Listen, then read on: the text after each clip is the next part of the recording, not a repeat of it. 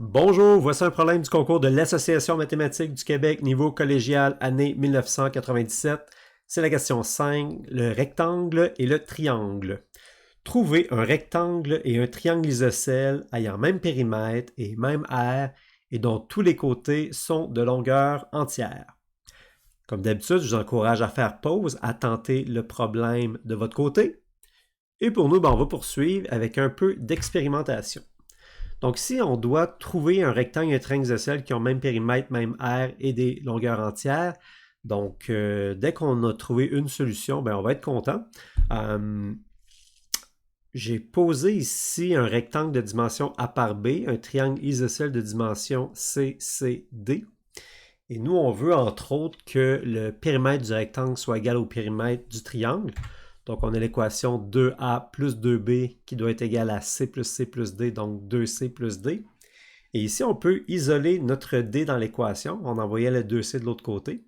Donc, on a D qui est égal à 2A plus 2B moins 2C. Et si on factorise un 2, on a que D est égal à 2 fois A plus B moins C. Et ici, on sait que A et B sont des entiers, ainsi que C, parce que tous les côtés doivent être de longueur entière. Donc, ça implique que D est égal à 2 fois un entier, donc D est un nombre pair. Excellent. Donc, nécessairement, D ici doit être un nombre pair.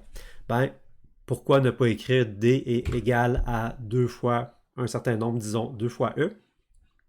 Et là, pour faire apparaître le E, on va séparer notre segment ici en deux. Et pour ça, on va tracer un segment qui va représenter la hauteur du triangle. Ça va être utile au moment de calculer l'aire. Donc, on se rajoute un segment ici à notre schéma. Donc, la hauteur, on va poser H. Et le segment ici, qui est la moitié de D, c'est E. Et on a E de l'autre côté. Hein? D, qui était le côté au complet, c'est E plus E. C'est 2 fois E. Excellent. Donc, on peut poursuivre à partir de ce schéma-là.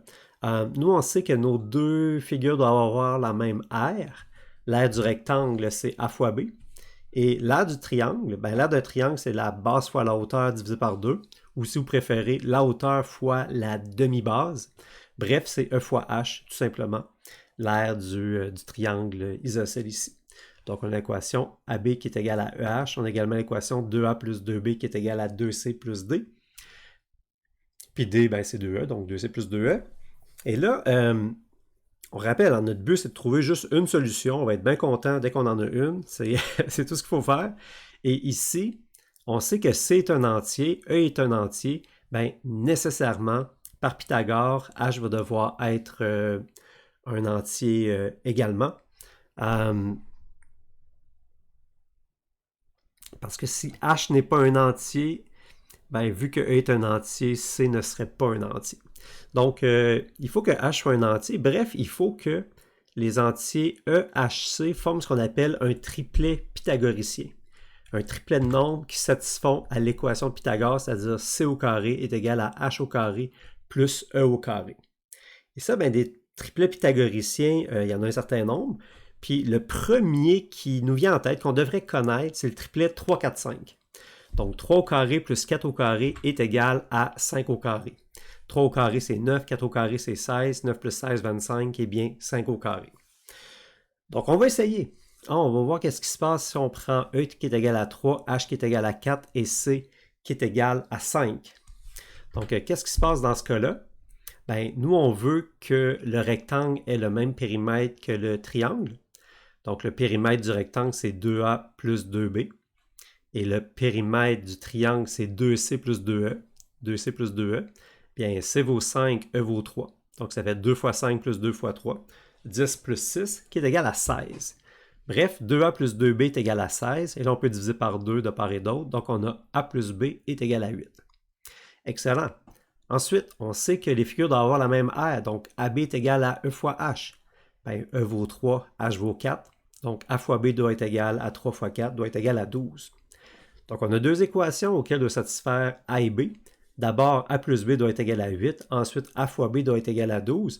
Est-ce qu'on est capable de trouver deux entiers qui satisfont à ces équations-là simultanément? Oui. En cherchant un peu, là, on trouve que 2 et 6 font l'affaire. 2 plus 6, 8. Puis 2 fois 6, 12. Donc, excellent. On a trouvé les dimensions du rectangle qui permettent à ce que le périmètre et l'aire du rectangle soient égales à celle du triangle en prenant comme triangle isocèle le triangle ayant comme longueur de côté égaux 5 et l'autre côté doit être 2e, donc 2 fois 3, 6. Et voilà! Donc notre expérimentation nous a permis de trouver la réponse. Au niveau de la solution, on n'a pas besoin de montrer comment qu'on a trouvé ces deux figures-là. On doit juste vérifier que ces deux figures-là ont la même aire, la même périmètre. Donc, allons-y au niveau de la solution. Donc, on va considérer le rectangle de dimension 2 par 6 et le triangle isocèle ayant 5, 5, 6 comme longueur des côtés. Donc, l'aire du rectangle, 2 fois 6, 12. Son périmètre, ça va être 6 plus 2 plus 2. Donc, 2 fois 2 plus 6, 2 plus 6, 8 fois 2, 16. Excellent. Et là, on doit vérifier, c'est quoi l'aire de notre triangle isocèle. Et là, on va utiliser Pythagore. Donc, avec la séparation ici, on a un triangle rectangle ayant 5 comme hypoténuse et 3 comme première cathète. Donc, la hauteur, ça va être la racine de 5 au carré moins 3 au carré. On a l'équation ici, racine de 5 au carré moins 3 au carré par Pythagore. Et ça nous donne 4. Donc, l'aire du triangle, base fois hauteur divisé en 2. 6 fois 4 divisé en 2, ça donne 12. Et le périmètre, 5 plus 5 plus 6, ça donne 16. Donc, on a bien trouvé un rectangle et un triangle isocèle ayant la même aire, qui est 12, le même périmètre, qui est 16, et les longueurs des côtés sont entières. Donc, on a résolu le problème.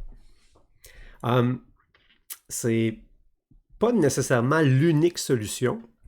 Donc, pour aller plus loin, ça serait fun de trouver toutes les solutions au problème. On en a trouvé une, puis c'est ce qui était demandé, c'était d'en trouver une, mais peut-être qu'il y en a d'autres. Donc, ça serait le fun de toutes les trouver. Il y aurait moyen de s'amuser avec les triplets pythagoriciens. Ici, on essaye avec 3, 4, 5, mais ce n'est pas le seul triplet pythagoricien qui existe. Donc, on pourrait essayer avec d'autres triplets pythagoriciens, voir s'il y en a d'autres qui fonctionnent.